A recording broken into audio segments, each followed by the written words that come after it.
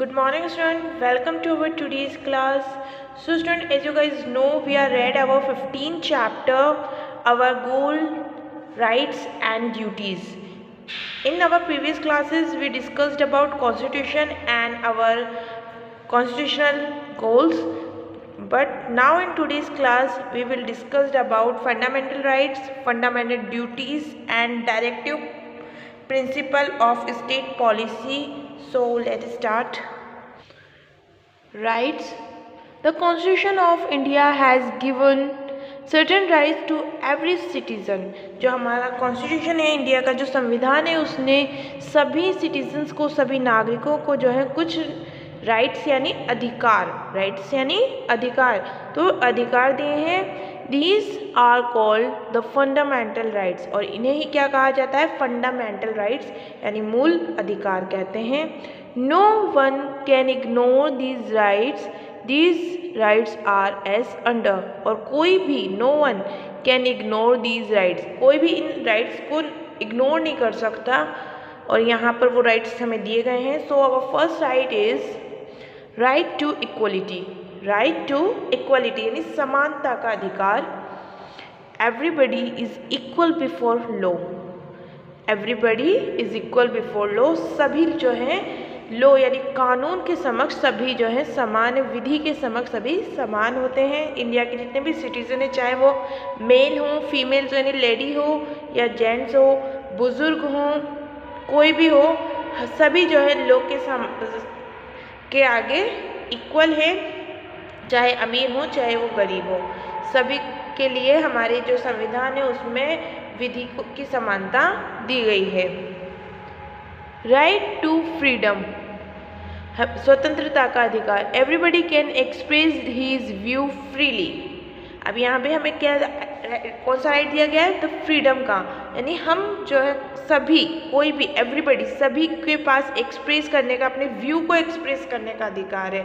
कोई भी अपने विचार, अपनी सोच को दूसरों के सामने एक्सप्रेस कर सकता है. अपने आइडियाज़ को शेयर करने का हमारे पास क्या है? राइट है. Right against exploitation.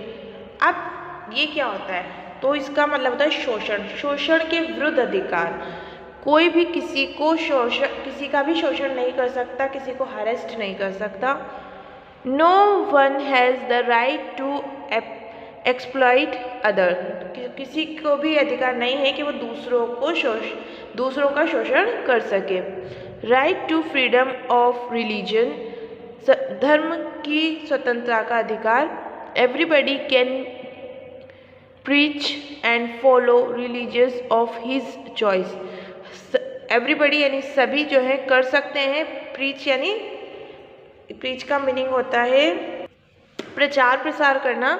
तो कोई भी अपने धर्म का प्रचार प्रसार कर सकता है और अपनी पसंद का कोई भी रिलीजियस जो है उसको फॉलो कर सकता है. यानी कि हमें ये अधिकार है कि हम अपनी पसंद के रिलीजियस को, धर्म को अपना सकते हैं और उसका प्रचार प्रसार कर सकते हैं. लेकिन किसी को फोर्सफुली उसको अपनाने के लिए, उसको फॉलो करने के लिए हम फोर्स नहीं कर सकते. हम खुद पे अप्लाई कर सकते हैं, दूसरों पर नहीं. कल्चरल एंड एजुकेशनल राइट, संस्कृति और शिक्षा का अधिकार. Everyone has the right to preserve their culture. सभी को जो है अपने कल्चर, अपनी संस्कृति की सुरक्षा को, उसको प्रिजर्व करने का अधिकार है. And can establish educational institution, और उससे रिलेटेड, अपने कल्चर, अपनी संस्कृति से रिलेटेड एजुकेशनल इंस्टीट्यूशन को स्थापित करने का अधिकार है. राइट टू कॉन्स्टिट्यूशनल रेमेडीज, और संवैधानिक उपचारों का अधिकार. Our fundamental rights can not be restricted और टेकन अवे. हमारी जो फंडामेंटल राइट्स हैं, हमारे जो मूल अधिकार हैं, उन्हें रेस्ट्रिक्ट नहीं किया जा सकता और हटाया नहीं जा सकता. Okay. While enjoying our rights, we should not interfere in the rights of other. जैसा कि मैंने अभी पहले भी कहा था आपसे कि हम अपने राइट्स को तो एंजॉय कर सकते हैं, हम खुद किसी भी राइट का यूज़ कर सकते हैं, बट अपने राइट्स को दूसरों पर जो है फोर्स नहीं कर सकते या उनके राइट्स के में इंटरफेयर नहीं कर सकते। जैसे मैंने यहाँ कहा था आपको कि आपको किसी भी धर्म को अपनाने का अधिकार है, आप अपनी मर्जी से किसी भी धर्म को अपना सकते हैं, बट आप अपने धर्म को दूसरों पर फोर्स नहीं कर सकते। इट मीन्स आप अपने राइट्स को तो एंजॉय करिए, बट दूसरों के राइट्स में इंटरफेयर नहीं करा जा सकता। In order to protect our right, we can move the High Court और सुप्रीम कोर्ट, और हमारे अधिकारों की सुरक्षा के लिए हम हाई कोर्ट्स और सुप्रीम कोर्ट को भी के पास भी जा सकते हैं। अगर कभी ऐसा होता है कि हमें अगर ये फील होता है कि हमसे हमारे अधिकार छीने जा रहे हैं या कोई हमसे हमारे अधिकारों के बाद भी हमें उनका यूज़ करने नहीं दे रहा है, तो हम ऐसी कंडीशन में हाई कोर्ट और सुप्रीम कोर्ट के पास जो है जाकर उसके खिलाफ एक केस जो है कर सकते हैं। बट ड्यूरिंग एमरजेंसी, लेकिन कभी कभी ऐसा होता है कि हमारी कंट्री के अंदर एमरजेंसी पीरियड आ जाता है, यानी आपातकाल आ जाता है, तो the fundamental right can be suspended. तो हमारे जो फंडामेंटल राइट्स हैं उनको सस्पेंड कर दिया जाता है, उनको रोक दिया जाता है। इट मीन्स किसी के भी पास कोई राइट नहीं होता, सब जो है गवर्नमेंट के अकॉर्डिंग ही काम करते हैं। The rights and duties are closely related to each other. अब ये क्या कह रहा है कि जो हमारे राइट्स होते हैं, जो हमारे फंडामेंटल राइट्स और फंडामेंटल ड्यूटीज़ हैं, वो एक दूसरे से रिलेटेड है। यानी बिना फंडामेंटल राइट्स के ड्यूटीज़ को फॉलो नहीं किया जा सकता, और ड्यूटीज़ को फॉलो अगर नहीं करेंगे तो आपको फंडामेंटल राइट्स भी जो है खराब बेकार हो सकते हैं। तो ये दोनों एक दूसरे से रिलेट होते हैं। आपके राइट्स दूसरे की ड्यूटी है और किसी और के राइट्स आपकी ड्यूटी है। Duties, as we are given right, the constitution also provide a list of fundamental duties for every citizen of India. कि जैसे कि हमारे संविधान ने, हमारे कॉन्स्टिट्यूशन ने हमें राइट्स दिए हैं, उसी के साथ हमें एक ड्यूटी भी दी है। मीन्स कि अगर हमें ये अधिकार है कि हम फ्री अपने व्यूज़ को रख सकते हैं, हमारे पास अपने व्यूज़ को एक्सप्रेस करने का राइट है, तो इट मीन्स वो दूसरों के पास भी है, तो हम किसी और को उसके व्यू रखने से नहीं रोक सकते। ये हमारी ड्यूटी है कि हम दूसरों को भी ये चांस दें कि वो अपने व्यूज़ रखें। Some of them are follow the ideals given in the constitution। क्या करना है हमें, हमारी ये पहली ड्यूटी बनती है कि जो भी आदर्श, जो भी आइडियल्स हमें कॉन्स्टिट्यूशन में दिए गए हैं, हम उन्हें फॉलो करें, यानी उनके अकॉर्डिंग ही काम करें। रेस्पेक्ट द नेशनल फ्लैग, ये भी हमारी ड्यूटी है कि हमारा जो नेशनल फ्लैग है ट्रिकलर, उसको हम जो है रेस्पेक्ट दें, एंड हमारा जो नेशनल एंथम है जनगण मन, उसकी हम रेस्पेक्ट करें। तो ये हमारी ड्यूटीज़ है कि हम हमारे नेशनल फ्लैग और नेशनल एंथम की रेस्पेक्ट करें, और ये सभी इंडियंस की ड्यूटी है। Work for the unity of our country, हमारी कंट्री की यूनिटी यानी एकता बनाए रखने के लिए कार्य करें, ऐसा काम करें जिससे हमारी कंट्री की यूनिटी बनी रहे।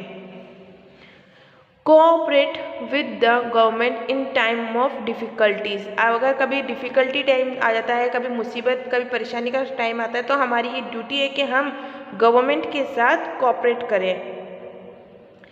Protect and improve our national environment, हमारे नेशनल इन्वायरमेंट को हमें प्रोटेक्ट भी करना है और इम्प्रूव भी करना है। Protect the monuments and public properties, और जितने भी हमारे मैन्यूमेंट्स होते हैं, हिस्टोरिकल प्लेसेस हैं या पार्क है, पब्लिक प्रॉपर्टीज़ हैं, इनको हमें प्रोटेक्ट करना होता है। वहाँ जाकर हम गंदगी ना फैलाएं, दीवारों को ख़राब ना करें, उन पर कलर ड्राइंग ना करें, पोस्टर्स ना चिपकाएं, ये हमारी ड्यूटी होती है। टू डेवलप साइंटिफिक टेम्पर, और हमेशा साइंटिफिक टेम्पर यानी जो वैज्ञानिक सोच विचार है, वैज्ञानिक विचारधारा है, उसको डेवलप करें। ये नहीं कि हम पुराने ख्यालातों को या ऐसे अंधविश्वासी बातों को फैलाएं, उसकी जगह हमें साइंटिफिक थॉट्स को फैलाना चाहिए, साइंटिफिक थॉट्स को इम्प्रूव करना चाहिए।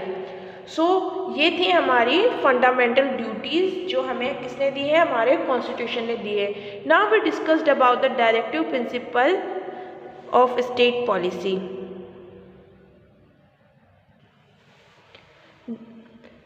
डायरेक्टिव प्रिंसिपल यानी नीति निर्देशक तत्व, इन्हें हिंदी में कहा जाता है। The constitution of India provide some guideline even for the government. जो हमारी कॉन्स्टिट्यूशन है इंडिया का, जो हमारा कॉन्स्टिट्यूशन है, उसने कुछ गाइडलाइन प्रोवाइड किए, किसके लिए, गवर्नमेंट के लिए, सरकार के लिए भी यहाँ पर कुछ गाइडलाइंस दी गई है कि जो गवर्नमेंट है हमारी वो किस तरह से, किस बातों का ध्यान रखते हुए जो है कंट्री में सिस्टम को चलाए। The aim of is to develop a welfare and peaceful state. इसका, अब ये जो गाइडलाइन हमारे कॉन्स्टिट्यूशन ने दी है, इसका एम क्या है, इसका लक्ष्य क्या है कि एक वेलफेयर एंड पीसफुल स्टेट को डेवलप करना, एक अच्छे शांतिमय राज्य की स्थापना करना, उसको विकसित करना। These are the directive principle of state policy. और यहाँ पे जो है डायरेक्टिव, और इन्हें क्या कहा जाता है, directive principle of state policy कहते हैं। So now some of them here are, इनमें से कुछ यहाँ दिए गए हैं। To promote the welfare of the people by promoting a social order. लोगों के वेलफेयर को प्रमोट करना किसके ज़रिए, by promoting a social order, एक सोशल ऑर्डर के ज़रिए जो है लोगों के वेलफेयर को प्रमोट करना, ये गवर्नमेंट का पहला काम है।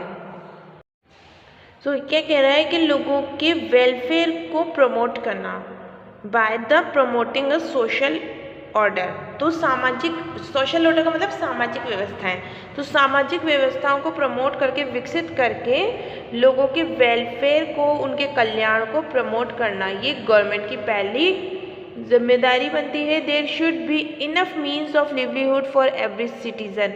और यहाँ पर क्या होना चाहिए, इनफ मीन्स, इनफ यानी पर्याप्त साधन होने चाहिए, काहे के, लिवलीहुड के, आजीविका मतलब कमाने के, लोगों के जीवन व्यतीत करने के लिए इनफ जो है मीन्स होने चाहिए, जितना भी ज़रूरी है उतने साधन होने चाहिए सभी नागरिकों के जीवन को व्यतीत करने के लिए, उनके लिवलीहुड को चलाने के लिए। Fair distribution of wealth, wealth यानी धन होता है, तो धन का फेयर यानी सही और डिस्ट्रीब्यूशन यानी वितरण, तो सही रूप से पर्याप्त वितरण, फेयर वितरण, डिस्ट्रीब्यूशन होना चाहिए वेल्थ का। Enough opportunities for education of children, बच्चों को एजुकेशन लेने की जो है पूरी इनफ, जितनी भी ज़रूरी है उतनी अपॉर्चुनिटीज़ हमें अवेलेबल, जो गवर्नमेंट है उसको अवेलेबल करवानी चाहिए।